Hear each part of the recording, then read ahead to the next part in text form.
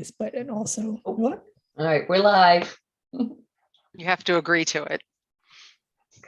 Yes, and don't accidentally click on the leave the meeting on your way over to click on leave. Yes, that's not a good idea. We need And with that, I will officially call tonight's Board of Library Trustees meeting to order at 7:02 p.m. We just for your knowledge of the whole board, the Board of Selectmen has officially appointed 2 new trustees, but because somebody is on vacation, they have not been properly notified and given time to get sworn in and so forth. Oh, cool. So we will have 2 new trustees for the next meeting. Oh yes, I'm supposed to do the roll call attendance. Oh, I start over here, Mitch, don't I? This meeting, this open meeting of the Board of Library Trustees is being conducted remotely, excuse me, pursuant to Chapter 22 of the Acts of 2022, an act relative to extending certain COVID-19 measures adopted during the state of emergency, signed into law on July 16th, 2022. All members of the Board of Trustees are allowed to and encouraged to participate remotely. The act allows the Library Board of Trustees to meet entirely remotely, so long as reasonable public access is afforded so that the public can follow along with the deliberations of the meeting. The public is encouraged to follow along using the posted agenda unless the chair notes otherwise. Members of the public who wish to view the live stream of this meeting may do so by going to Northborough Remote Meetings on YouTube via the link listed on the agenda. Ensuring public access does not ensure public participation unless such participation is required by law. This meeting will not feature public comment. I will now confirm that everyone is here. So members, when I call your name, please respond in the affirmative. Mitch Cohen. Mitch Cohen, aye. Mary Crowley. Mary Crowley's here.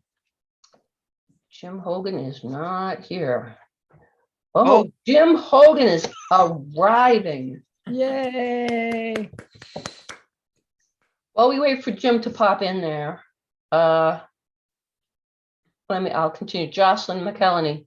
Jocelyn McKelney, aye. Beth Samus. Beth Samus, aye. Richard Tucker. Tucker, aye. I'm Michelle Weehill am here, and Jim Hogan's almost here.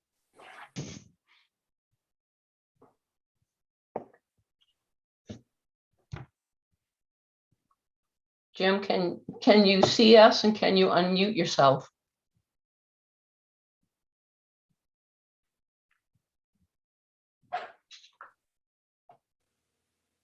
All right, Jim All Hogan. right, Jim, now, excuse me, can you hear me now? We can hear you. Thank you. Okay, I just need to, I had trouble logging on. And I just need to get the attendance. So I have Michelle. Mitch, yep. And I have Mitch. Okay. Mary Pratt. And I have Jocelyn. Yep. Mhm. And I have Richard. And I have You should have Beth. Mary. Oh, you Yes. have Mary Crowley and Beth Samus. You have both of those? Yes, All righty. and I'm okay. All Yeah, right. sorry about that. Sorry about that. I just, I don't know. Okay. It was just one of those days, Jim. I had to go find a new microphone. I didn't realize that it was my microphone was really broken. All right.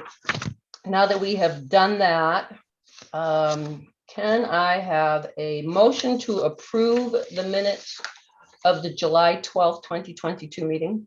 I had So a question about the minutes. Oh, well, wait. Oh, Oh. All right, Beth, you have a question? wait, don't we have to approve them before she can? No, we have to Okay. discuss them if she has a question about them, I think. What is your question? I don't know the order of operations, so I defer to you. It's a very minor thing, but in the Minutes, I'm pretty sure I was the person who made the motion to adjourn, not Jocelyn. All That right, actually sounds familiar to me. I think we did because I made the comment that it was your first meeting as a voting member, so you Yeah. had to move to adjourn, and I think I seconded your motion. Mhm. That's why it felt memorable. all right. But to amend them, Mitch, help me out here. I'll make a motion to approve the meeting minutes of July 12th, 2022 as amended. I second it. Just a minute. Let me get all this down. Thanks, Mitch, because I would have gobbled that up. Sure thing.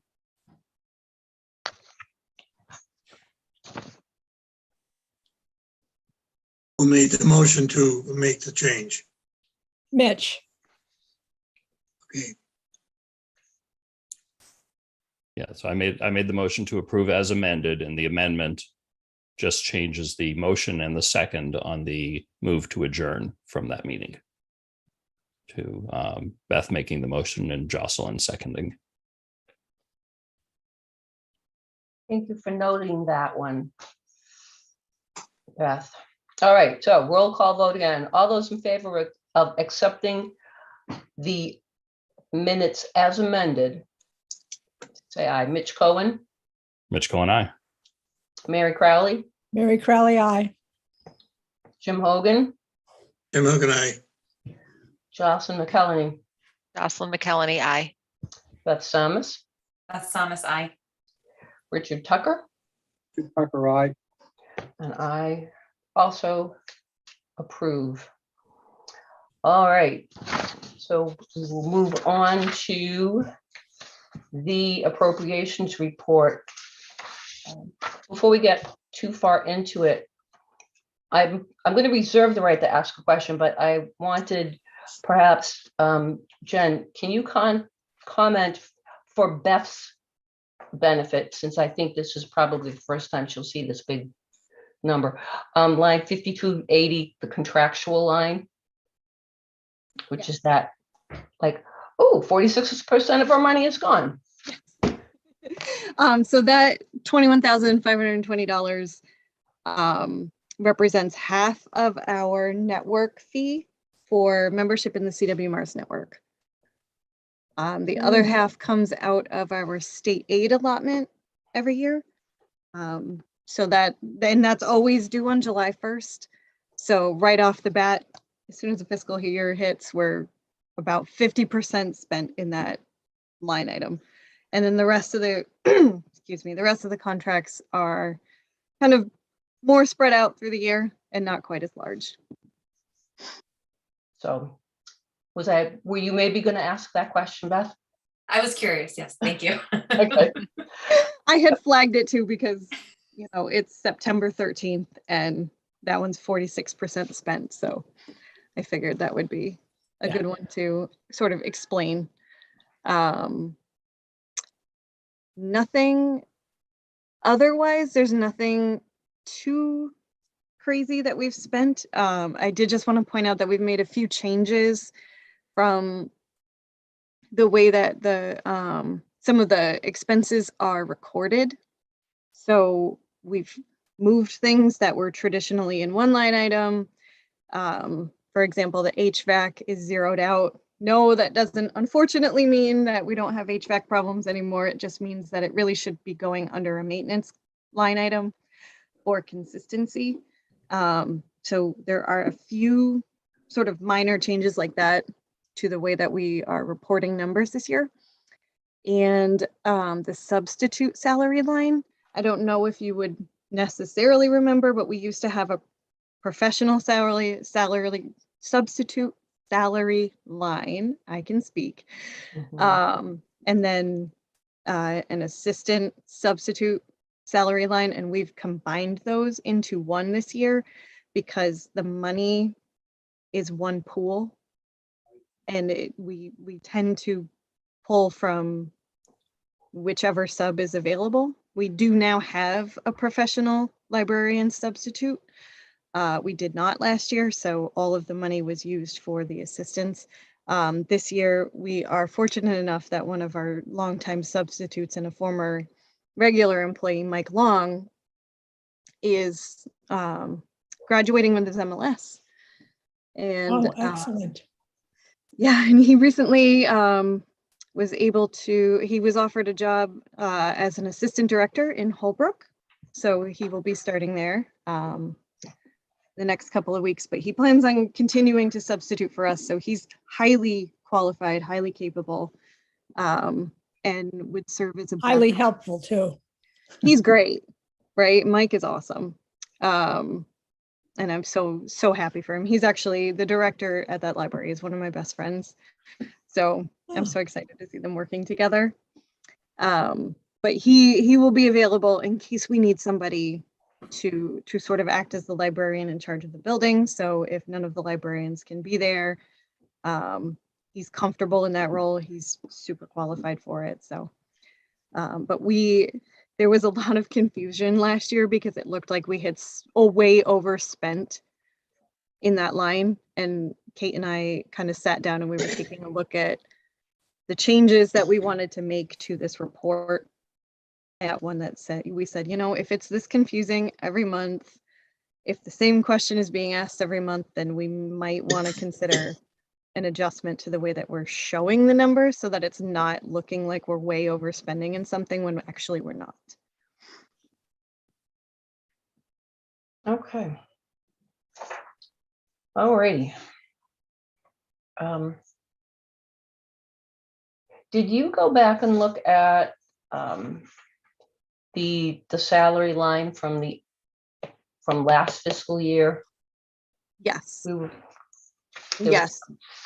So we did give back quite a bit of salary money. Part of that is whenever our 19-hour-a-week employees go on vacation or they're out sick or we have a holiday closure or a weather closure, they're not paid 19 hours a week. So there are many times when somebody's out for a week. We had a lot of illness last year. Obviously, COVID is a thing that unfortunately kind of worked its way, not from staff member to staff member, but it seemed like everybody got hit at least once, sometimes twice. So anytime that they take time off that they're not able to make up because of their part-time schedules, you know, they have other commitments, that is money that's budgeted and allocated for 19 hours a week. But if they only work 8 or if they work none, we try to pull in subs and there's money available to kind of provide coverage. But last year we just didn't have substitutes the way that we do now. So we were able to hire a larger pool of substitutes. So this year, when somebody is out unexpectedly, we might actually be able to pull somebody in and not just work on a shoestring or having one of our full-time people just sort of stay longer and take comp time, or, you know, if it's me, my schedule just sort of is what it is. So that happened quite a bit last year, and that was what was accounting for that like seemingly large amount of money that was returned. Okay, thank you. All righty.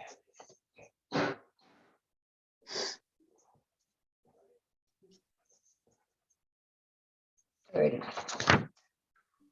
So if there were no other questions about the appropriations report, we will move on to the library director's report. Can I make one general comment about the library's director's report? I just find it so concise and so accurate all the time. It's so readable. So I just want to applaud, even as we discuss it or we disagree with something, it just makes it, everything's very, very clear and nicely stated, professionally stated. Thank you. You're welcome. With that, I don't know if anybody had any questions about anything in the report. Really, the only thing that I wanted to point out. Oh, go ahead, Mitch. Yeah, you talking about the teen room. You refer to something as the health and wellness / teen room. Is that just the teen room, or is that something different? That's actually the computer lab. Oh, okay. So what we had done, we were noticing once we had reopened after COVID that the computer lab, people were using it, but not nearly in the numbers that they had previously. And they tended to go to the computers that are outside the room, sort of at the top of the stairs first. And we were thinking it was probably because it's a little more open air. And it's also closer to the printer, it's closer to the staff. It just wasn't getting utilized all that much. So I took this 5 computers that were in that computer lab, moved them to the Carols that are right near the adult services desk that were just empty. I think there was a card catalog computer there and that was about it.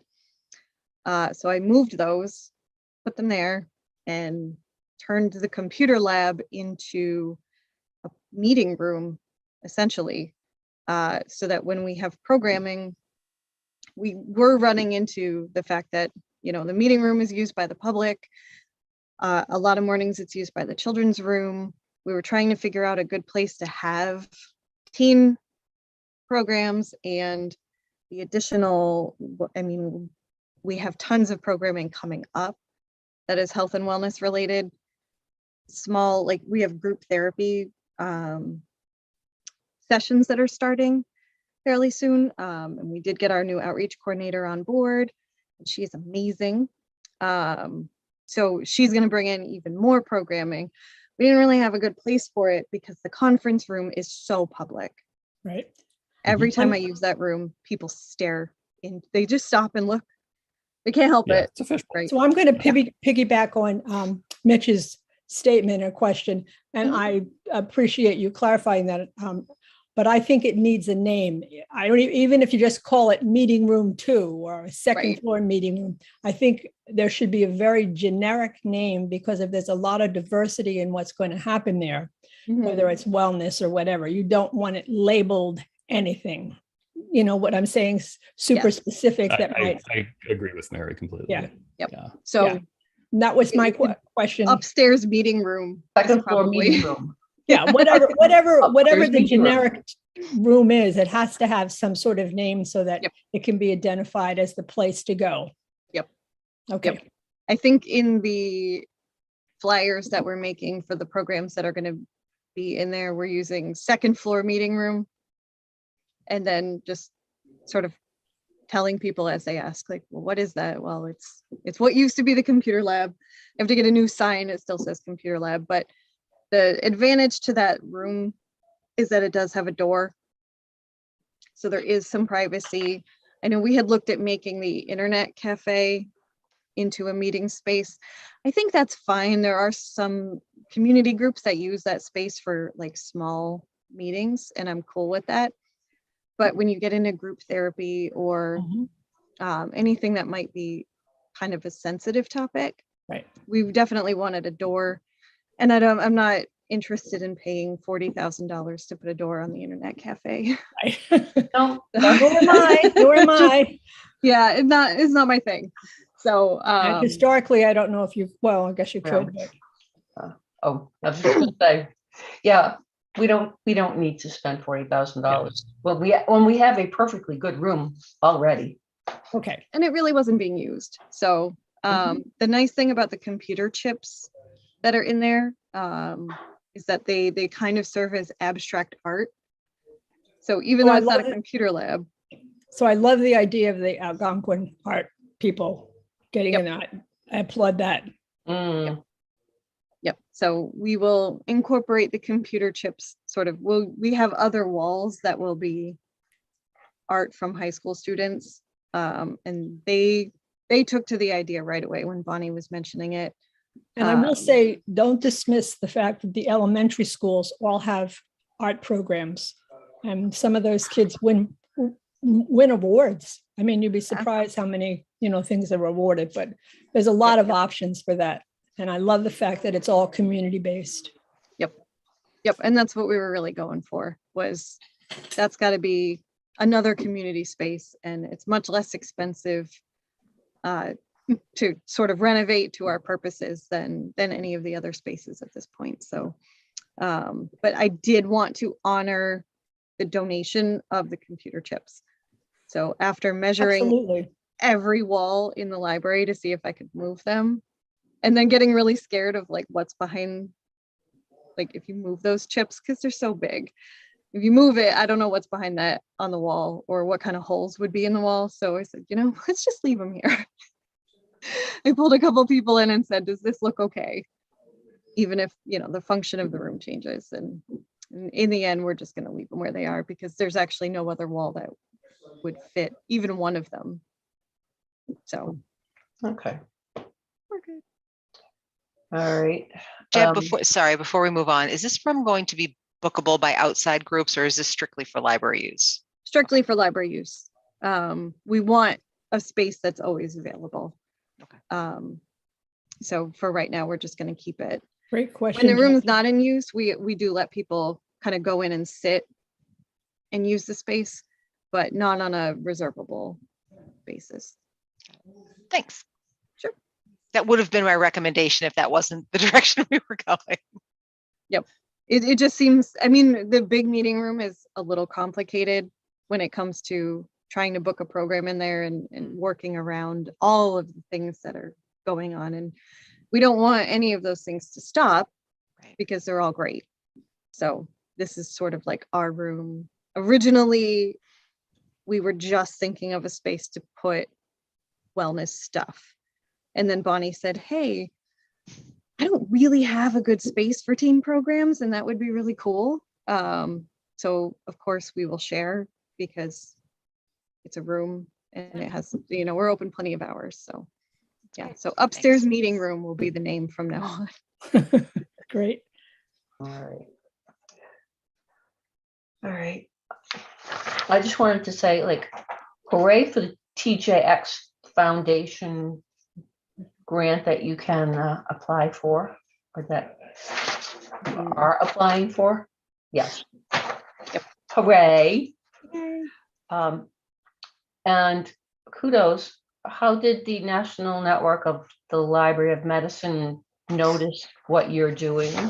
Well, I have a question before she answers that. Who is the her that you're talking to about that? What is her name?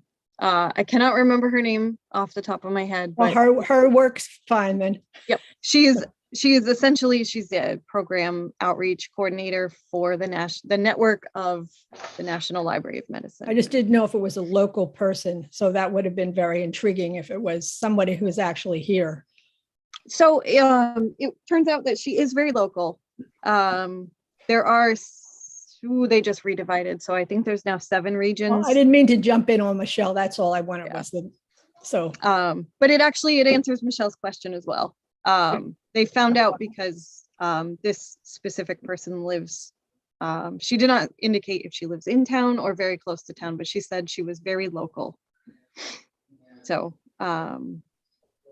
that would be, I've had contacts with them before. I've written grants for another nonprofit to do health privacy webinars. And so I have some contacts with the NNLM already. So that was exciting to see that she's local and that she already kind of knows what the project is, and that I knew their funding round was coming up. I had been kind of waiting to see when those announcements would come up. So it was really cool to see that email come through because I was interested in working with them. So it's nice to see that they're interested in working with us as well. Excellent. Yep. Does anybody have anything else to say? Any questions about the report or comments? If not, the historical marker. I think that's a great idea. That's new. The new business, the historic marker installation. You like that idea, Mary? I love it. I do too. I was very enthusiastic when I heard about it. I just had to check my notes now that, yep. Mary's getting ahead of herself. New business, Mary. We're not there yet. Well, I thought she was done. So I thought we were moving on.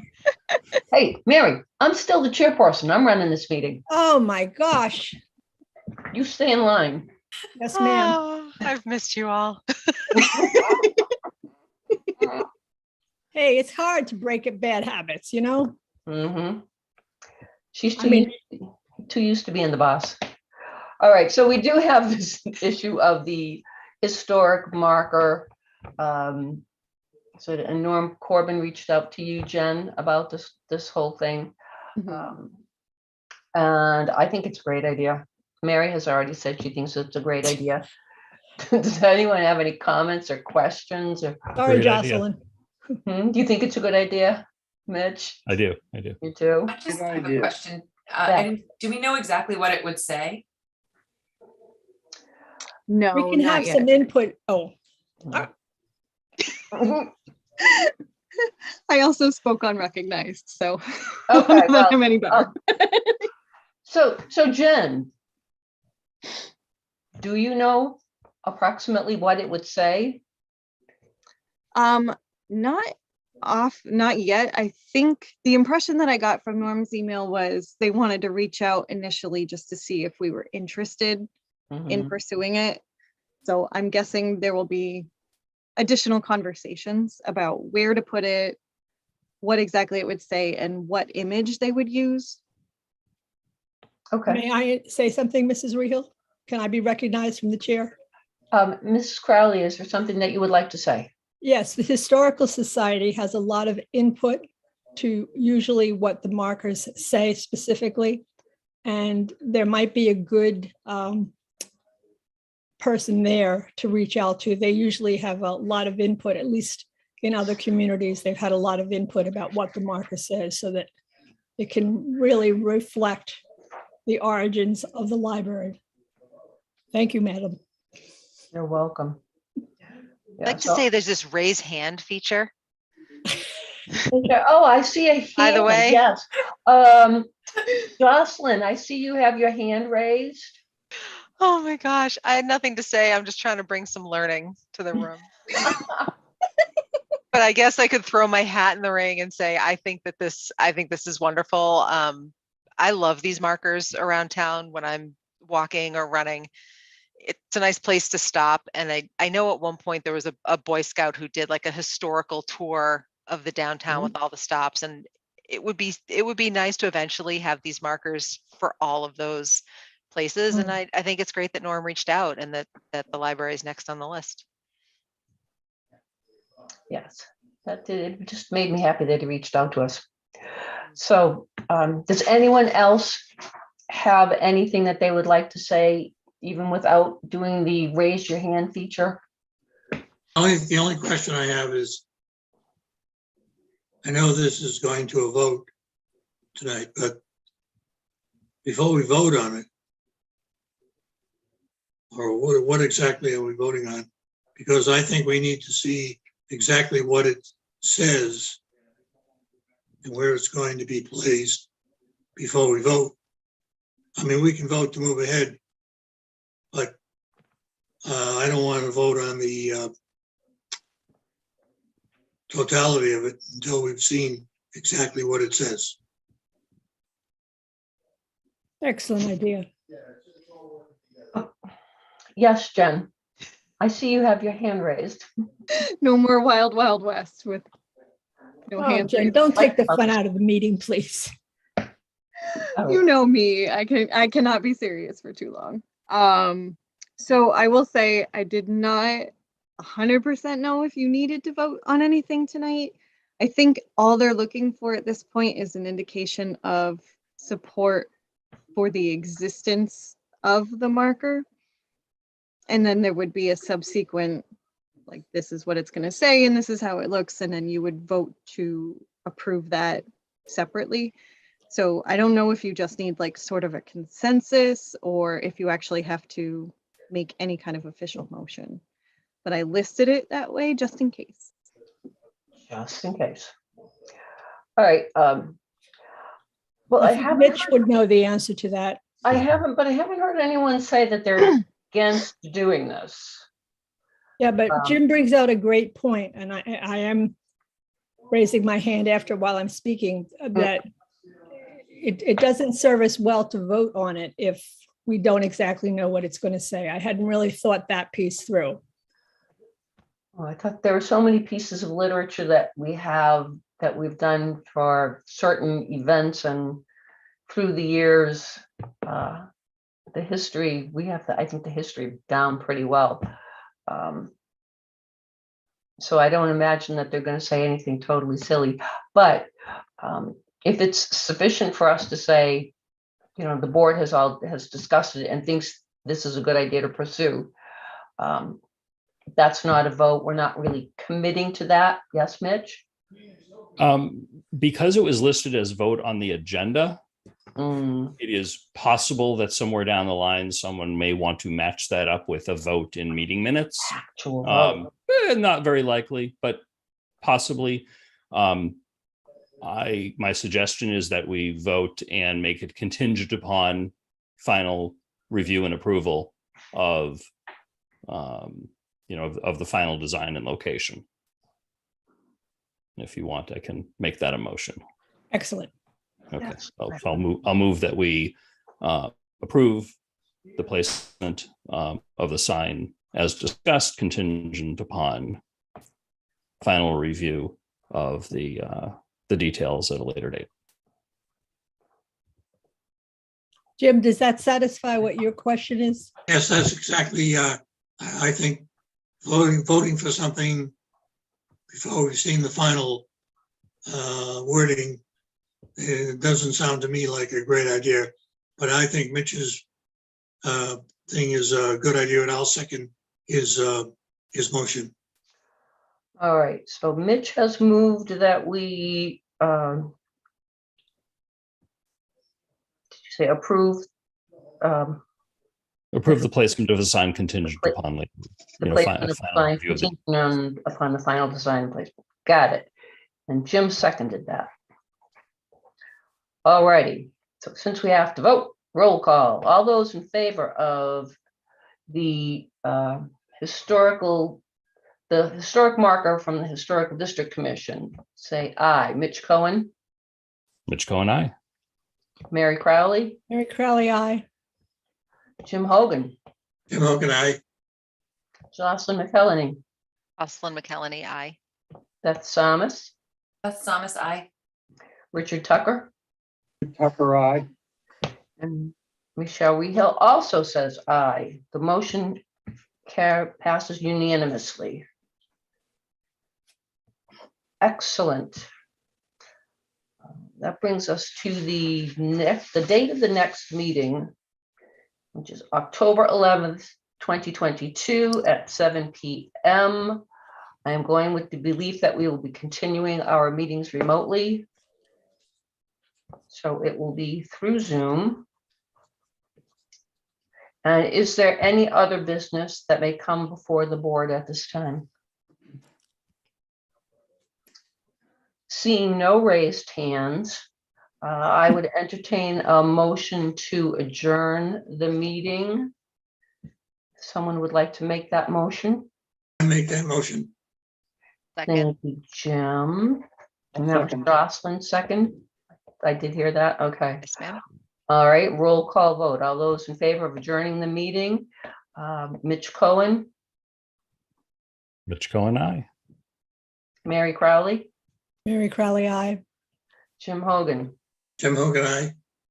Jocelyn McKelney, Jocelyn McKelney, aye. Beth Samus, Beth Samus, aye. Richard Tucker, Richard Tucker, aye. and I also say aye. So this meeting is adjourned at 7:36 p.m. See you all in a month. Aye. Thank you all for being here. Bye all.